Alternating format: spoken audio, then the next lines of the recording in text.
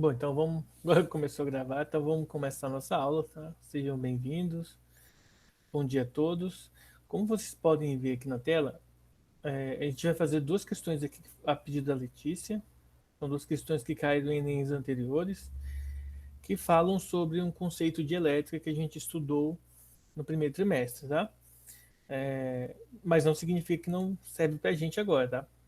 Vamos lá, vamos começar por essa questão aqui. É bom que a gente até revise um pouco sobre resistores, tá? É o seguinte, ó. Muitos smartphones e tablets não precisam mais de teclas, uma vez que todos os comandos podem ser dados ao se pressionar a própria tela. Inicialmente, essa tecnologia foi proporcionada por meio das teclas é isso mesmo, formadas basicamente por duas camadas de material condutor. O que mais aqui? Transparente, blá blá blá, vai falar um monte de coisas aqui que de certa forma não vai servir, porque na verdade a pergunta é o seguinte: ela vai falar, ela quer saber qual é a resistência equivalente nesse circuito provocada por um toque que fecha o circuito no ponto A. Basicamente, acontece o seguinte: na tecla, né, toda vez que você pressionava a tecla de um celular antigo que possuía teclas, que hoje a gente não tem mais essas teclas nos celulares, quer dizer, até tem, mas ninguém, basicamente, ninguém usa, né? Tem aqueles celulares de R$ 100 que vocês podem encontrar aí para comprar, que são aqueles celulares no formato padrão aí, antigo, né, digamos assim, que tem tecla ainda, que ele vai funcionar da seguinte maneira: existe um circuito elétrico, quando você pressiona a tecla, esse circuito é ativado e então o computador, o circuito, ele carrega essa informação para a CPU do celular. E aí o celular vai ter, então, esse comando de resposta. Ele quer saber o seguinte: qual vai ser a resistência equivalente quando fecha esse circuito aqui? Essa questão ela pode até parecer difícil, mas ela é bem simples se a gente souber calcular resistores e equivalência, tá? Vamos fazer o seguinte, ó. Vamos pegar aqui e vamos deitar esse circuito da seguinte maneira. Aqui, ó. Vamos fechar assim. Vamos tentar fazer parecido aqui, tá? Esse aqui é a força eletromotriz, esse aqui é o negativo, esse é o positivo. A gente não vai precisar usar nessa questão, tá? Eu vou colocar só 4 aqui, que a gente vai representar só a equivalência. Como todo mundo aqui tem o quilo, tá? E a resposta está em quilo também, a gente não precisa colocar aqui 4.000 ohms, tá? Basta fazer o resultado com 4. Não necessariamente toda vez isso aí vai acontecer, mas basta a gente fazer assim.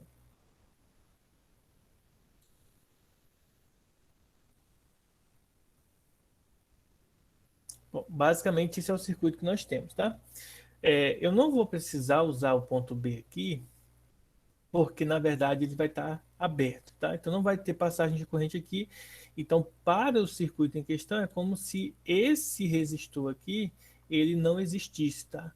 Então, na verdade, a gente só vai ter esse resistor aqui. Então, o que que acontece com a corrente elétrica nesse circuito quando ela é pressionada? Basicamente você pressionou aqui, a corrente elétrica vai circular nessa parte também e, portanto, vai levar informação aqui para a CPU. Então, no modelo convencional, a corrente elétrica vai vir aqui. Deixa eu trocar a cor aqui, porque talvez não seja muito visível. Deixa eu pegar aqui um azul bem escuro. Então, o que, que vai acontecer? Pressionou, a corrente elétrica vai existir então, uma diferença de potencial, a corrente elétrica vai circular aqui. Quando ela chega nesse ponto aqui, a corrente elétrica vai se dividir. Uma parte vem para esse resistor, a outra parte vem para esse resistor aqui. Por isso, a gente diz que esses resistores eles estão em paralelos. O que, que acontece com resistores em paralelos? Quando eu quero saber a resistência equivalente, primeiro eu vou ter que calcular a resistência desses dois aí, que eu vou chamar de R'. Quando tem dois resistores em paralelo, o que, que a gente faz? A gente pega os dois, multiplica em cima e embaixo a gente soma. Então nós vamos ter, nesse caso aqui, 16 dividido por 8, que dá 2. Ou seja, 2 quiloohms, tá? E aí, depois que a corrente elétrica passa por esses dois resistores, ela vai vir para esse ponto e aí vai indicar para esse ponto aqui. Ou seja, esse resistor ele está em série com esses dois que estão em paralelo. Portanto, a resistência equivalente é só somar. Então, você vai fazer os 2 quiloohms que você obteve desses dois aqui, mais os 4 quiloohms que tem ali do lado. Portanto, o final vai ser 6 quiloohms, tá? Ou 6.000 ohms de resistência, tá bom? Letra C é a alternativa correta, tá? Então, primeiro você tem que calcular esses dois em paralelos e somar com esse aqui que está em série com esses dois. Bem simples, tá bom?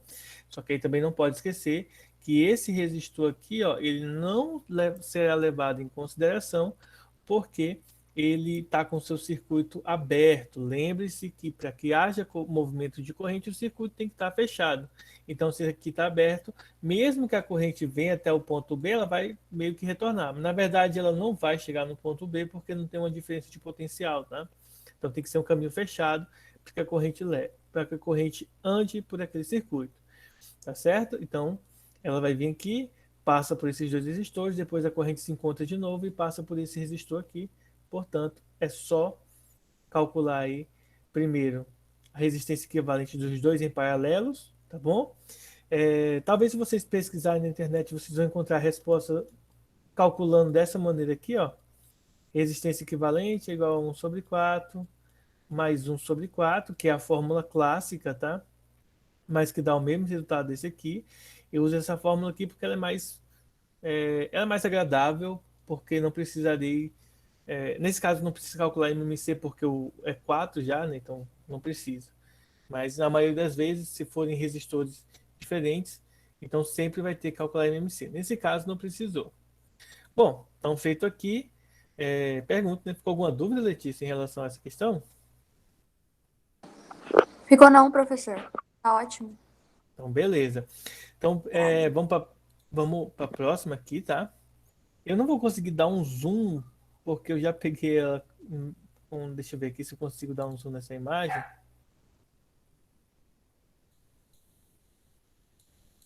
Tá? Vou ampliar ela aqui, pelo menos na pergunta, tá? Deixa eu ver se eu encontro ela aqui na internet rapidão, né? Deve ser rápido. Vou pegar ela aqui na internet. Pô, encontrei um site aqui que tem. O Google parece que ele adivinha, né? A gente mal começa a digitar as coisas e ele já mostra onde que onde que tá a resposta e já mostra o enunciado da questão, né? Meio bizarro esse trem, né? Ó, eu vou pegar aqui.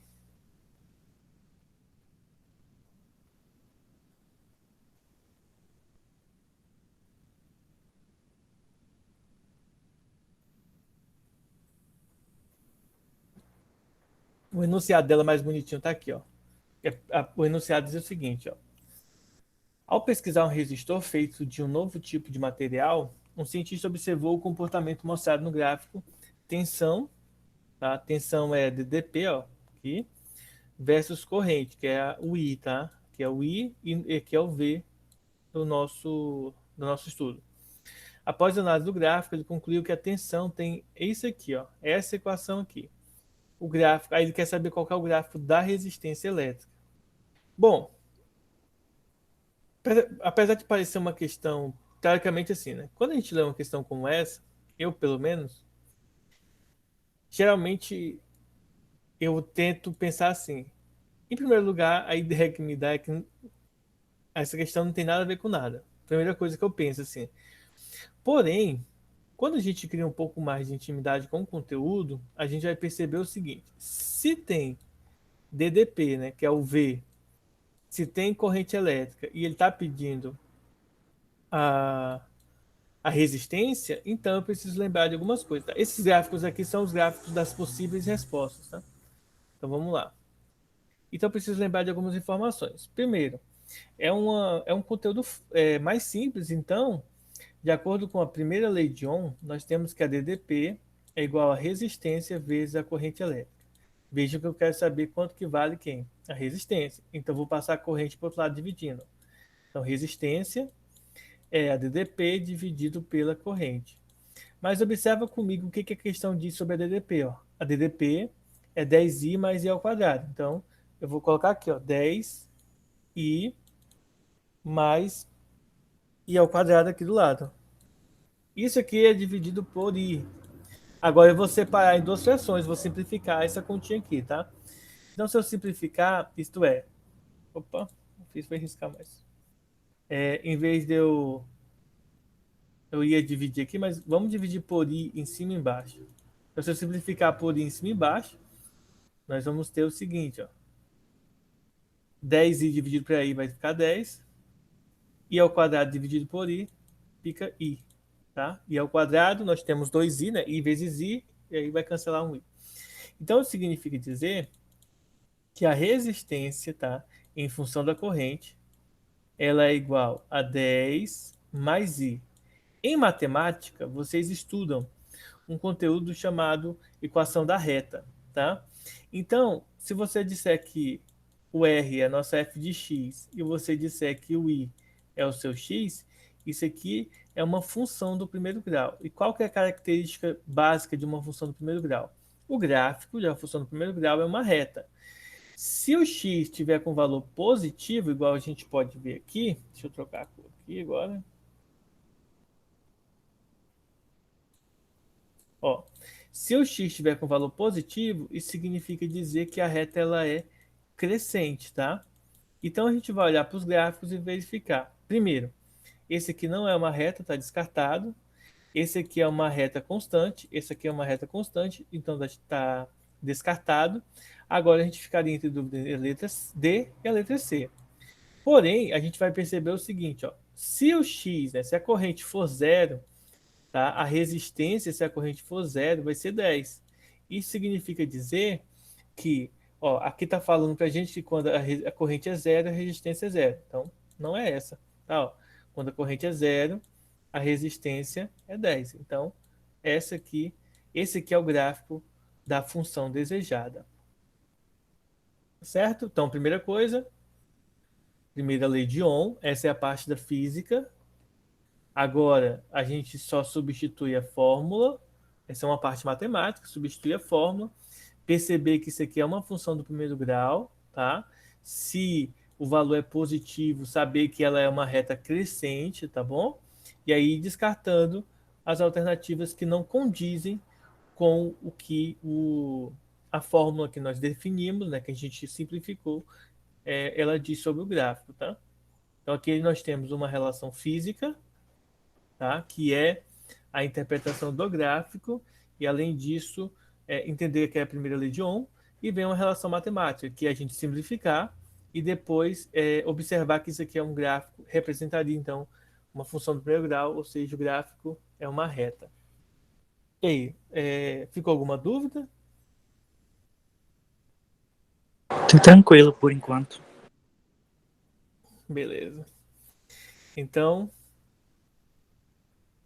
então eu acredito que foi bem tranquilo, né? Bom, essas duas questões elas tratam de um conteúdo que a gente viu no início, tá? No início não, na verdade no meio do trimestre passado, que a gente definiu a primeira lei de Ohm, que é V igual a RI. Lembrando que o V, eu gosto mais da letra U, mas o nosso material usa a letra V, então por isso que eu uso a letra V aqui. Vimos também potência, que é bastante importante lembrar de potências, fórmulas de potência, tá bom? Depois a gente ampliou isso para força eletromotriz, e força contra a eletromotriz. Então, é interessante, tá? Lembrar disso aqui, porque no Enem é bastante recorrente com questões que usam esse tipo de abordagem, tá? Agora, o que eu vou fazer? A gente vai dar continuidade à revisão. A gente vai falar sobre força magnética, tá? Então, a força magnética, ela possui algumas características importantes. Eu vou colocar primeiro aqui algumas imagens para vocês, para a gente estar se baseando na nossa aula, tá? E aí depois a gente vai discutir com alguns exemplos.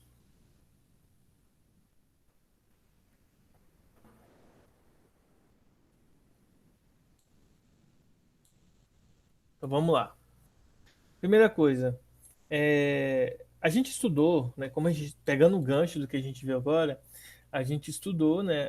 Todo esse conceito de DDP, resistência, corrente, potência, força eletromotriz. Porém, um conteúdo que veio antes desse aqui foi o conteúdo, por exemplo, de força elétrica. Então, dado um campo elétrico, tá? As cargas elétricas ficam então sujeitas à interação de uma força elétrica que vai, de certa forma, empurra essas cargas em uma direção, geralmente convencionalmente na direção do campo elétrico, e aí nós vamos ter o movimento das cargas gerando então corrente elétrica. No nosso caso aqui agora, a gente vai verificar, já que a gente, como a gente já viu, que a gente vai rever também, que vai existir então uma corrente elétrica induzida por um campo eletromagnético e por sua vez vai existir uma força eletromagnética que vai relacionar carga, campo e etc, que a gente vai ver agora. Então, imagine o seguinte, uma partícula eletrizada com carga Q, quando lançada a uma determinada velocidade v, em um campo magnético, formando o ângulo θ com a velocidade, ele então fica sujeito a uma força magnética. E aí, como que calcula essa força magnética? Calculamos o produto do módulo da carga pela velocidade, pelo campo, vezes o seno do ângulo. No nosso material mais comum, que eu tenho utilizado com vocês, a fórmula está só diferente aqui, ó. É campo, carga, velocidade e seno de θ, tá bom? Só muda a ordem das letras, mas que não altera o resultado do cálculo, tá? Bom, uma coisa que é muito importante da gente sempre lembrar é o seguinte: seno de 0 grau é 0, tá bom? E seno de 90 graus é 1, ok?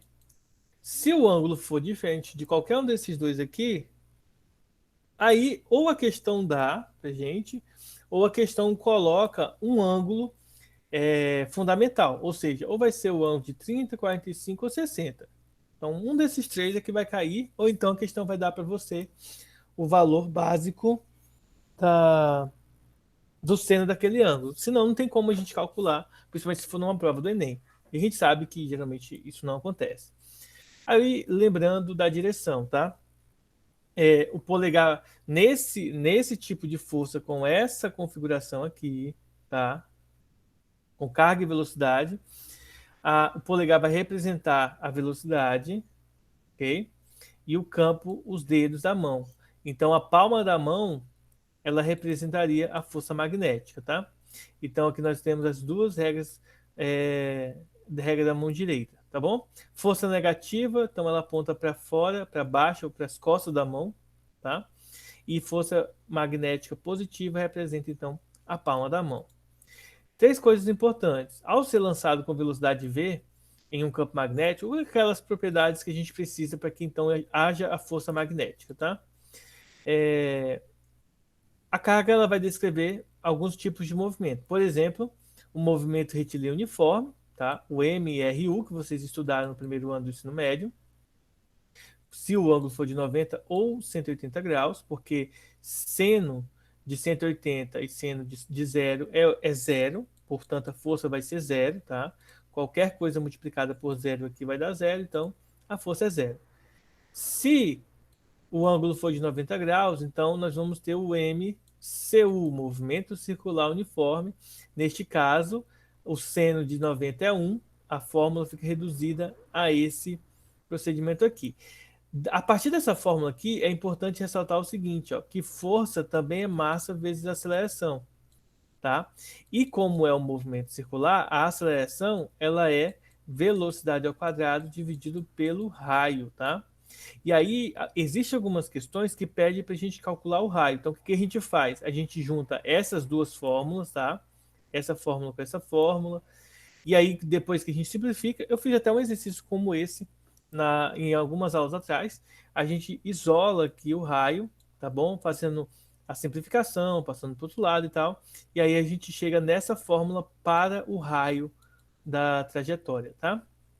E o período, lembre-se que o período pode ser também determinado através de alguns elementos, como por exemplo, velocidade escalar é 2πr sobre o período, então a gente pode utilizar as fórmulas do movimento circular para determinar então a trajetória, velocidade, período, o que mais? Ângulo, tudo relacionado, até mesmo velocidade angular, tá? Relacionado aqui ao movimento circular junto com o campo magnético. Tá? Então, é um estudo de força magnética, campo magnético, que também pode estar tirando proveito de fórmulas do movimento circular uniforme. Então, vejam que é recorrente algumas coisas, tá? De fórmulas e contextos também são recorrentes aí em conteúdos distintos da física. Então é bom sempre a gente ficar aí antenado com a ligação, a união que pode ocorrer entre conteúdos que não tem nada, teoricamente, né, a priori não tem nada a ver uma coisa com a outra. Por exemplo, movimento circular com movimento de cargas elétricas, tá? A priori, uma coisa não tem nada a ver com a outra, mas a gente consegue, utilizando é, um raciocínio lógico, a gente consegue então determinar uma coisa, movimentar, não movimentar, como é que é, meu Deus, a palavra correta é ligar, a gente consegue linkar um conteúdo com o outro, mesmo que eles não tenham aparentemente nada em comum. Se o ângulo for diferente desses três aqui, ó, então o movimento é helicoidal. O movimento helicoidal é basicamente o movimento dessa forma aqui, ó, como se fosse uma mola, tá?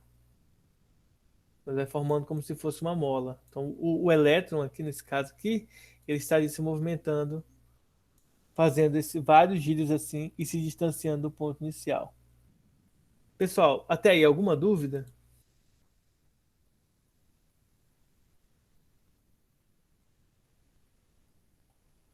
Não, né? Então, vamos fazer alguns exemplos aqui.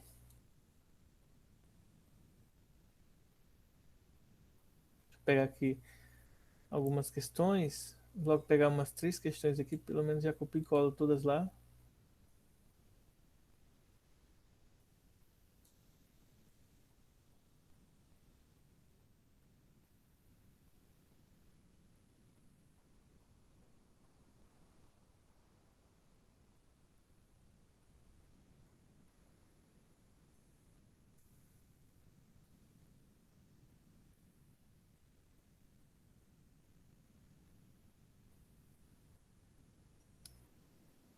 Então, vamos fazer essa aqui. Essa outra. E essa aqui sobre esse mesmo conteúdo aí, tá?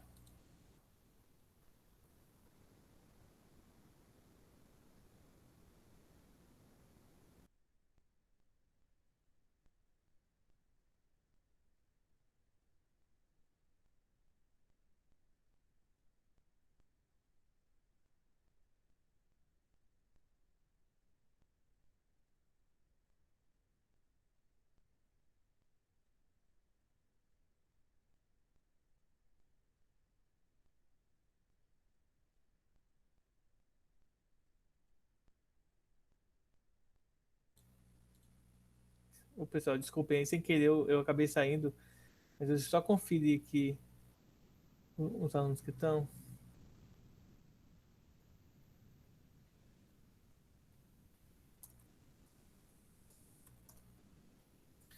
Bom, então vamos lá. Então já corrigi aqui, vamos lá. Então a questão fala o seguinte: ó, uma partícula eletrizada com carga elétrica igual a. Desculpem, né? Esqueci que tem que apresentar a tela. Gente, se acontecer de sair a tela aqui, ou se acontecer de porventura eu não estar presente na aula, vocês mandam uma mensagem no WhatsApp para eu saber, porque às vezes a gente cai e não percebe, né? Como vocês viram. Às vezes eu não estou gravando a tela, então vocês me avisem, tá? Que aí pelo menos a gente não. Eu consigo corrigir a tempo. Olha só. Então, vamos lá, revisar. Ó. Uma partícula eletrizada com essa carga aqui, tá? Então, nós temos uma partícula eletrizada com essa carga em um campo com essa intensidade, com essa velocidade, tá? Nós temos essas 6 informações: carga, campo e velocidade. Aí fala, no instante do lançamento, o ângulo entre o vetor velocidade e a partícula e o vetor campo magnético é 30 graus. Determine a intensidade dessa partícula. Então, como que nós iremos resolver essa questão? Bom, basicamente o que nós precisamos para resolver essa questão é lembrar de 2 coisas importantes. A primeira coisa que a gente precisa lembrar, tá, é que o seno de 30 graus ele é igual a meio, tá bom? ou 1 sobre 2, se vocês quiserem fazer aquela tabelinha que geralmente nós aprendemos em matemática, né? 1, 2, 3, 3, 2, 1, tudo sobre 2, raiz no 2 e no 3. Então, se vocês fizerem aquela tabelinha, vocês vão descobrir, vocês vão ver que o seno de 30 é meio, tá? E aí vamos calcular então a força magnética. Força magnética é o campo vezes a carga vezes a velocidade vezes, esse caso aqui, o seno de 30 graus. Agora é só substituir os valores. O campo vale 1, a carga vale 3, a velocidade vale 10, está todo mundo aqui na unidade padrão, e o seno de 30 é meio. Pronto. Agora é só multiplicar. Multiplicando aqui, vai dar 3, multiplicando aqui dá 5, e 3 vezes 5 dá 15. Unidade para força, Newton. Então, o resultado é 15 Newton, tá? Então, vejam, né? Claro, uma questão bem simples, não é uma questão complexa, mas que já dá ideia para a gente de como calcular. É só usar a fórmula e substituir, tá? Então, é importante lembrar de como calcula ângulos, se for um ângulo fundamental, se você não souber quais são os valores específicos. Vamos fazer uma segunda questão. Essa questão aqui é interessante porque é nela que eu vou conseguir relembrar para vocês como chega na fórmula aqui do raio, tá? Então, vamos lá. Olha só o que a questão diz para a gente. Ó. Uma partícula de massa m eletrizada com carga elétrica Q é arremessada em uma região onde há um campo uniforme de intensidade B, tá? Uniforme, o X então está apontando para dentro da tela, tá bom? Com uma velocidade vetorial de intensidade V perpendicular ao campo magnético, descrevendo uma trajetória semicircular conforme essa figura a seguir. Legal aqui, porque se ele tem um valor de ângulo perpendicular, isso significa que essa fórmula aqui, ela não precisa usar o seno, basta usar essas três variáveis aqui.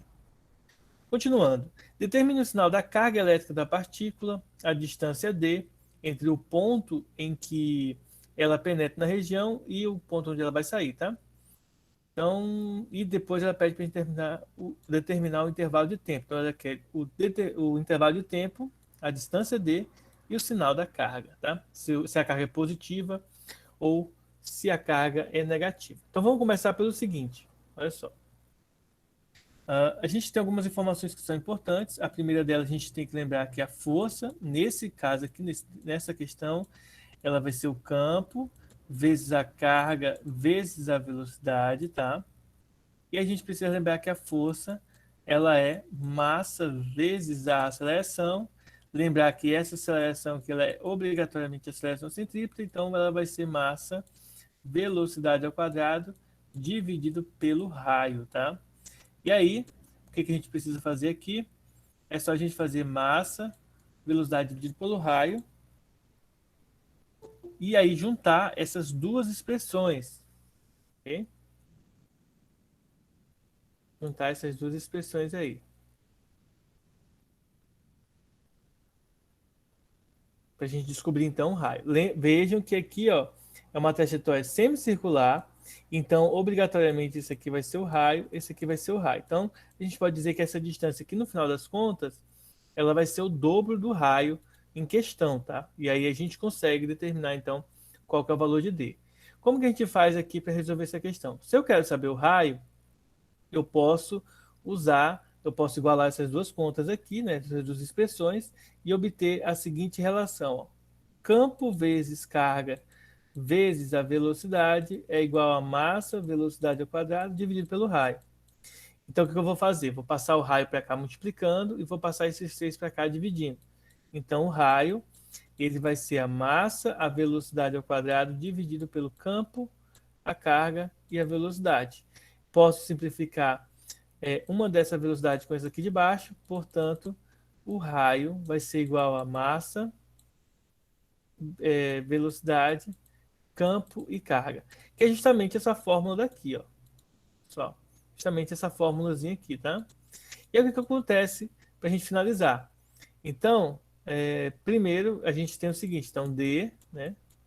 Ele vai ser igual a 2 vezes o raio, ou seja, 2mv dividido por B vezes Q, ou seja, 2 vezes a massa vezes a velocidade dividido pelo produto do campo vezes a carga elétrica. Acabou aí.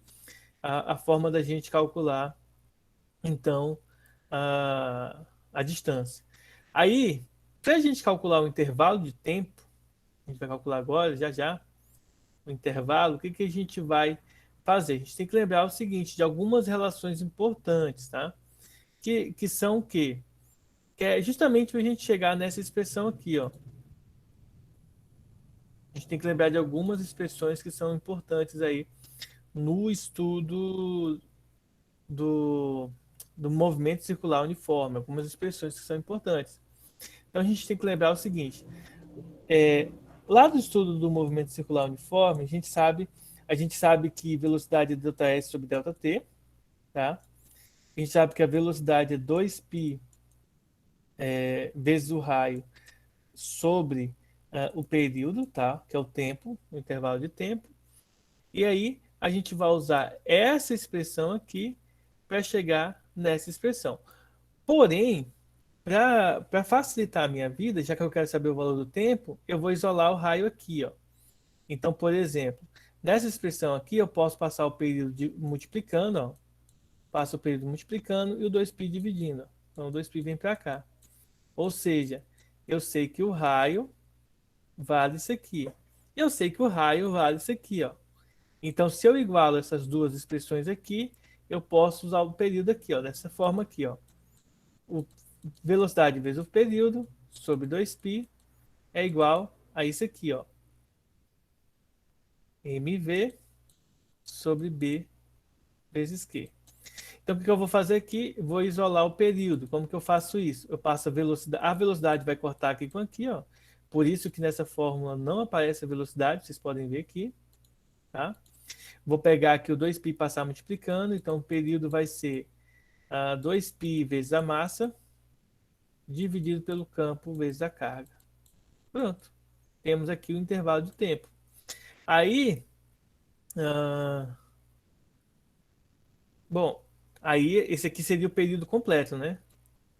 Ele quer só intervalo de tempo. O período é a volta completa na circunferência. Então, nesse caso aqui, a gente só quer a metade.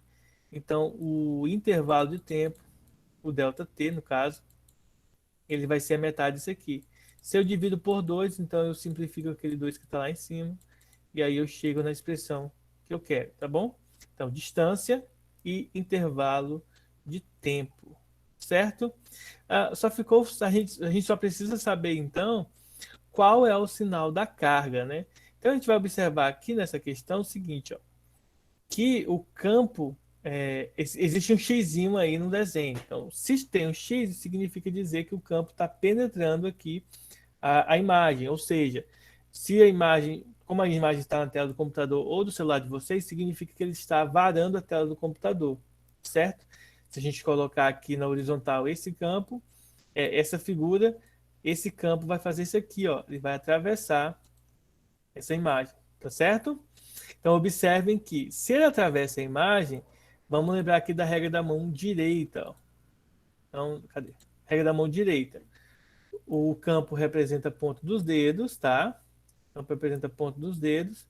A velocidade aqui, ó, ele representa o nosso polegar e a força magnética representa a palma da mão. Então vejam que quando a carga é positiva, tá? Significa dizer que a força magnética é apontada para cima. Então, vejam um detalhe, ó. O campo, que é a nossa mão, vai estar apontando para baixo, tá? Para baixo.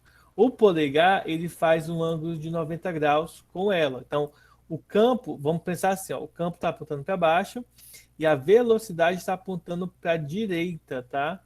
Então, é como se a nossa mão, deixa eu mostrar aqui na câmera, né? Vou abrir aqui a câmera para vocês verem. Então, basicamente, ó, polegar a velocidade, isso aqui é a nossa mão. De acordo com o desenho, deixa eu ver lá o desenho aqui, né? De acordo com o desenho, como é que fica? A nossa mão vai estar apontando para baixo e o polegar para a direita. Né? Deixa eu tentar inverter aqui. Não sei nem como é que vocês estão vendo aí.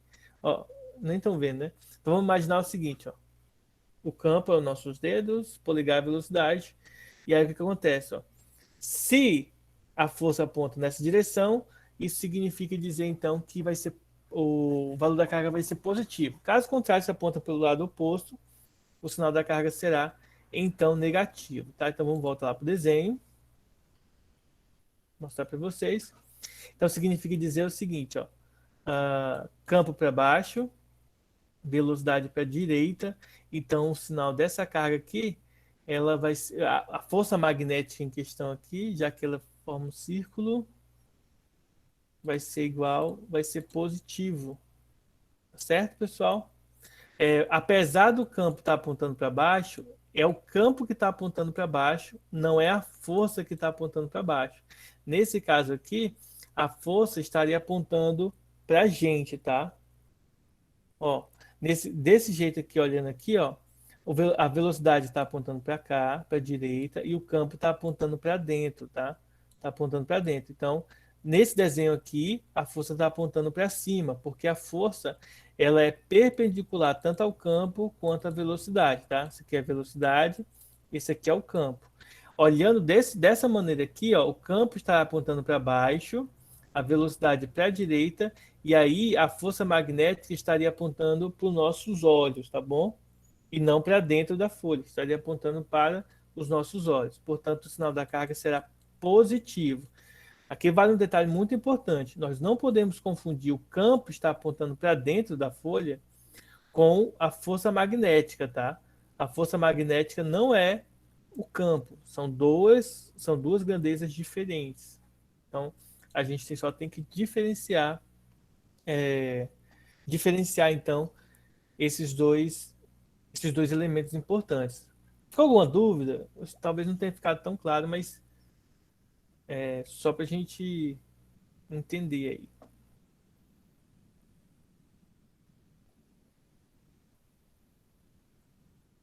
Bom, então vamos para o próximo exemplo. Bom, nesse exemplo ele fala o seguinte, ó, tem 3 partículas de mesma massa que são arremessados com a mesma velocidade desse ponto A aqui. E aí eles vão ter 3 consequências diferentes, tá? Um veio para a esquerda, no sentido anti-horário, o outro veio no sentido horário e um foi para cima, passou reto, descrevendo trajetórias diferentes. O peso das partículas pode ser considerado desprezível. Letra ele pede os sinais das cargas das partículas, tá? Então, vamos observar o seguinte. A gente, para verificar esse procedimento, nós precisamos, mais uma vez, da regra da mão direita, tá? Regra da mão direita para a gente saber o sinal da carga aí. Então, vamos observar o seguinte, ó. Veja que a primeira partícula aqui, ó, ela faz no sentido anti-horário, tá? Sentido anti-horário, então o sinal ela é sinal positivo, tá bom? Vejam que o campo, ó, tá um xizinho, significa que o campo está atravessando a tela do computador, tá? Colocando na horizontal, tá? O campo vai atravessar a tela dessa maneira aqui. Então é como se a sua mão fosse enfiada dentro da tela, tá? Os seus dedos da mão. Então, como ele faz o sinal anti-horário, lembre-se, tá? Positivo. Então, se o primeiro é positivo, então já fica claro para a gente aqui que o terceiro vai ser negativo. E o segundo? Neutro. Não vai ter carga nele, tá? Não é que não tenha carga, né? A quantidade de elétrons e prótons, como a gente já estudou, elas vão ser iguais. Nesse caso aqui, então, eles vão estar neutra em relação ao sistema, porque ela não sofre desvio, ou seja, não vai ter interação magnética. Portanto, se não tem interação magnética, significa então que não tem carga, tá? Ou seja, a carga é nula. Então a gente já sabe os sinais, positivo, neutro e negativo. Agora ele pede o seguinte, qual a partícula possui o maior valor de carga elétrica? A partícula 1 ou a partícula 2, né? Qual possui o maior valor? Então a gente precisa lembrar o seguinte, ó. Relembrando essa questão aqui, a gente viu que o raio é mv sobre bq. Então deixa eu só repetir aqui. O raio é mv sobre campo vezes a carga. Aqui vale ressaltar algumas coisas que são interessantes. Primeiro, a massa, a velocidade e o campo são constantes, tá? São constantes, eles não contam. Só o que vai contar é o raio da trajetória.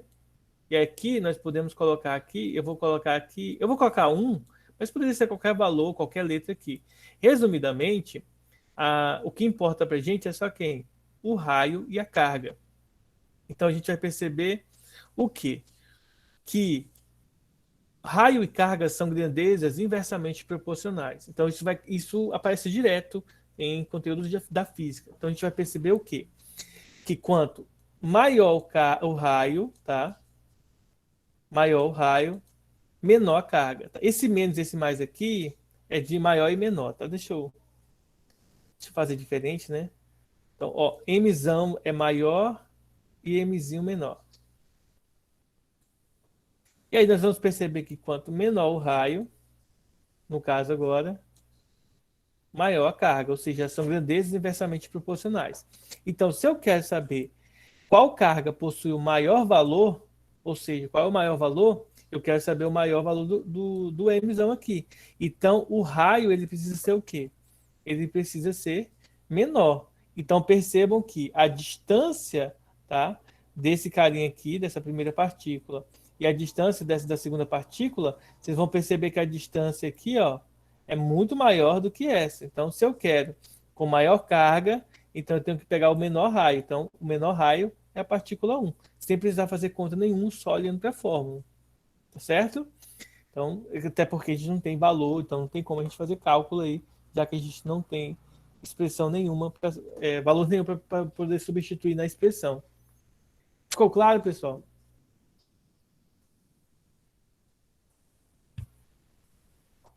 Alguma dúvida? Bom, então,